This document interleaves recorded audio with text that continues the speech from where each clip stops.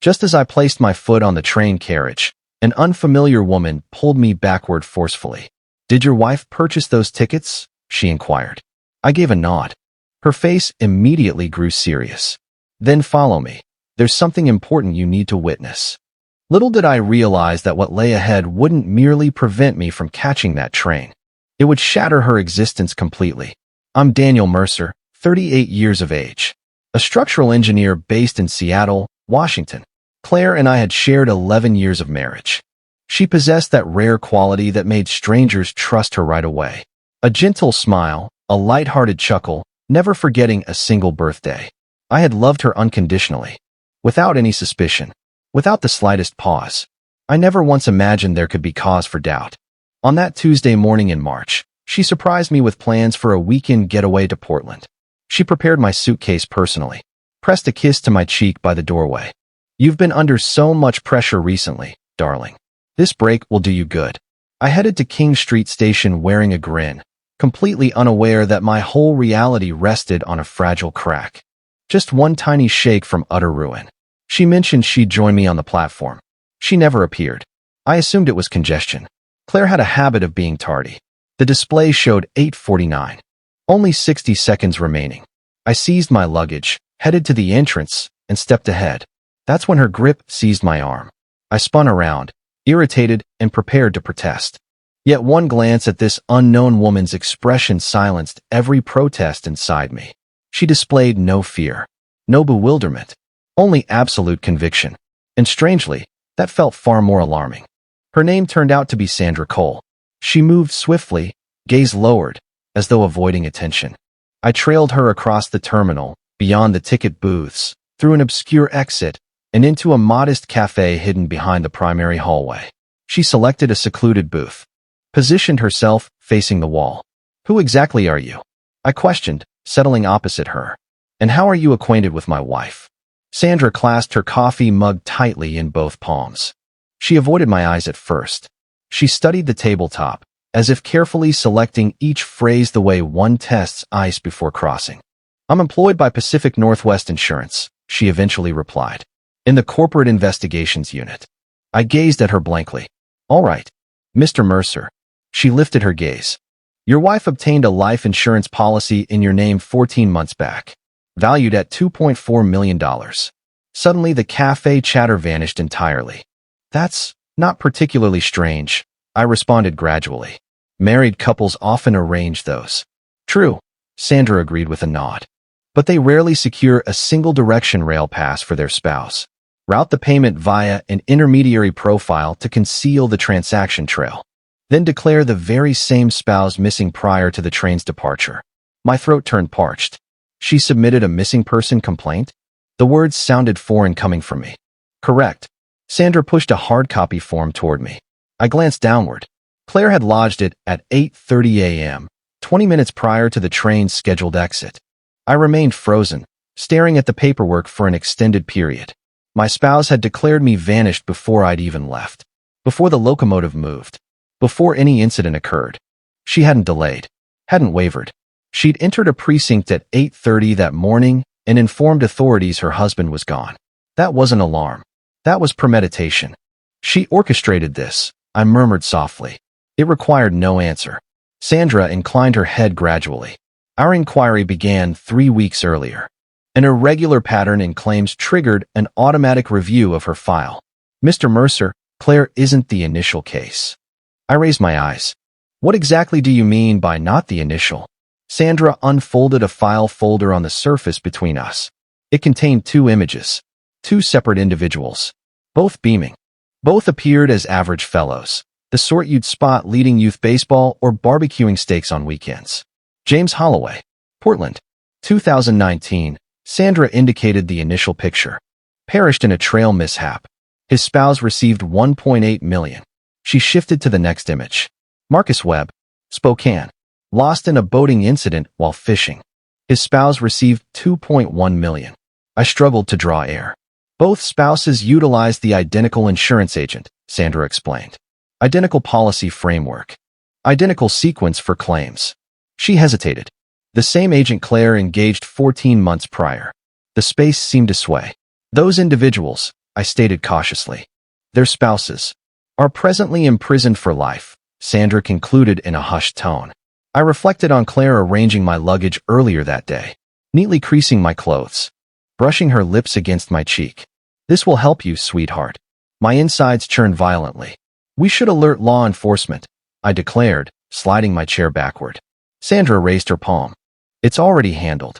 Detective Ray Holt of Seattle Police Department awaits us in roughly 40 minutes. Yet, Mr. Mercer, she paused. Before we depart, one additional detail requires your attention. I dropped back down. Naturally, more existed. There always did.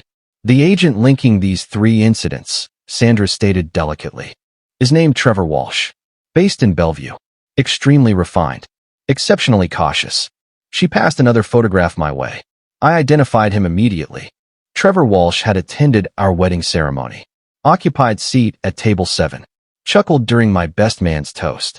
Gripped my hand during the reception and declared Claire the finest occurrence in my existence. He's her cousin, I muttered dully. She presented him as her cousin. Sandra's look conveyed the truth. No relation exists, she stated softly. We conducted thorough background checks on all individuals tied to Claire last month. Trevor Walsh shares zero familial link with Claire. However, their banking activity, Sandra revealed another sheet, displays 14 payments across the last 24 months. Modest sums. Deliberate figures. Individually too insignificant to prompt alerts. I recalled every holiday meal Trevor joined. Every Christmas gathering. Every Thanksgiving feast. Seated at my dining table. Consuming meals I prepared. Beaming across the space while they silently constructed the framework for ending my life. How extensive? I inquired. My tone sounded alien. How far back does her planning reach? Sandra met my eyes evenly. Mr. Mercer, evidence suggests it predates your wedding. Certain revelations don't merely stun you. They reconfigure your entire perspective. Every recollection. Every instant. Every grin you once accepted as genuine. As though someone replaces your viewpoint, and 11 years of existence suddenly appear entirely foreign. Claire hadn't genuinely loved me. She had chosen me. Detective Ray Holt struck me as a reserved individual, approaching his late 40s, eyes weary from witnessing excessive hardship. He absorbed Sandra's entire presentation in silence, then reclined slightly and fixed his attention on me. Mr. Mercer, I'll speak plainly. Our current evidence appears solid, yet insufficient for immediate custody. A missing person filing by itself carries no illegality. A life policy alone holds no crime. The monetary exchanges could receive plausible justification from a skilled attorney. So what's our approach? I questioned. Holt shifted closer. We allow her to assume success. I stared in disbelief. She lodged that disappearance notice today, Holt proceeded. Meaning she's currently anticipating. Awaiting a call. Anticipating confirmation. He stopped briefly. We require you to vanish, Mr. Mercer. Entirely. Zero communication. No outreach. No usage of credit cards or mobile. Permit her to conclude you boarded that train. For what duration? 72 hours. Sufficient time for her to initiate the subsequent phase. Because another phase exists. It invariably does. Holt glanced toward Sandra. And the moment she acts, we'll observe every detail. I remained seated in that precinct seat, contemplating Claire back home at present. Waiting. Likely glancing at her device. Likely wearing a smile. They arranged a secure residence 30 minutes beyond Seattle limits. Modest dwelling. Pair of bedrooms. Window coverings kept shut constantly. A junior officer called Cooper remained stationed nearby in an unmarked vehicle nonstop. Holt confiscated my cell phone, wallet, and payment cards. From the world's perspective, and Claire's. Daniel Mercer had mysteriously disappeared en route from Seattle to Portland. Those initial 24 hours stretched into the most prolonged of my existence. I lingered in that concealed location, mentally reviewing 11 years of partnership like old footage, frantically hunting for authenticity. Our inaugural dinner at the Italian restaurant along Pike Street. The evening she sobbed against my chest following her mother's passing. Her distinctive laughter, head thrown back, utterly uninhibited. Was any portion authentic? Or had I merely represented a candidate? At the 31st hour, Holt rang the landline. She proceeded, he stated plainly. Claire reached out to Trevor Walsh 40 minutes post-filing the disappearance notice, well before any reasonable knowledge should have reached her. Holt's unit had tracked Trevor's line from early morning. Their exchange endured for minutes. Veiled phrasing, guarded terms. Yet the intent remained clear. She informed him the matter concluded. Additional information, Holt continued. We examined Trevor's accounts from today. At 9:15 a.m., 25 minutes following your train's departure, he contacted the insurer to start initial claim preparations. My train had scarcely departed the platform. They refused to await verification of my demise. Daniel. Holt's tone remained calm. We've secured them. I released a breath that felt like my first in 48 hours. They apprehended Claire on a Thursday morning. Holt insisted on flawless preparation prior to action. Every connection secured. Every paper endorsed. Every exchange between Claire and Trevor dated and authenticated. He devoted 72 hours constructing an unassailable prosecution, leaving her no escape. I observed from an unmarked vehicle stationed 2 residences away. Claire tended flowers in the front yard as 2 squad cars arrived. She rose gradually, blocking sunlight from her vision. For a fleeting instant she appeared entirely typical, merely a lady tending plants on an ordinary Thursday. Then she noticed the approaching officers. Her expression shifted, not toward terror, not toward weeping. It transformed into an emotion I'd never witnessed across 11 years together. A frigid, strategic quality that emerged briefly before she masked it with believable bewilderment. That brief instant revealed all I required. The person I cherished had never truly existed. Trevor faced simultaneous detention at his Bellevue workplace. Holt informed me afterward he attempted flight, covered roughly 12 feet before a detective intercepted him in the lot. The agent who facilitated 2 prior husbands' deaths couldn't escape a middle-aged officer on a Thursday. Holt later opened the vehicle door and returned my cell phone, wallet, and cards.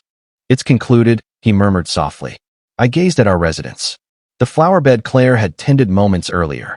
The existence we allegedly constructed. Is it truly? I inquired. Holt grasped my implication. The difficult portion, he replied thoughtfully, is only commencing. Proceedings extended 9 days. Claire's attorney employed every tactic. Depicted her as a bewildered spouse in a strained union. Insisted the policy represented standard planning. Contended exchanges with Trevor suffered misinterpretation. It constituted a rehearsed act, refined, frantic, yet ultimately futile. Sandra Cole provided testimony across 4 hours. Detective Holt spoke for 3. I attended that courtroom daily. Not driven by rage. Not by resentment. I attended because I required witnessing every fragment. Each exhibit, each record, each call log, displayed before 12 jurors unfamiliar with Claire, unacquainted with her warmth, untouched by her deceptions. Deliberation required 6 hours. Verdict, guilty across every charge. Conspiracy to murder, insurance deception, submitting fabricated police statements. Claire received 22 years imprisonment. Trevor Walsh obtained 17. The agent who bridged all 3 matters, the one aiding 2 prior widows in collecting from deceased spouses, earned 25 years. I lingered outside the courthouse afterward amid October chill, simply inhaling. Folks frequently inquire about my current emotions. Whether fury remains. Whether I mourn the partnership. Whether I long for her. Truthfully, I mourn the concept of her. The individual I believed existed. The shared existence I assumed genuine. That sorrow holds validity, and I refuse to deny it. Yet I survive. I stand beneath October sunlight beyond a Seattle courthouse. Inhaling crisp air. Pulse continuing. Prospects preserved.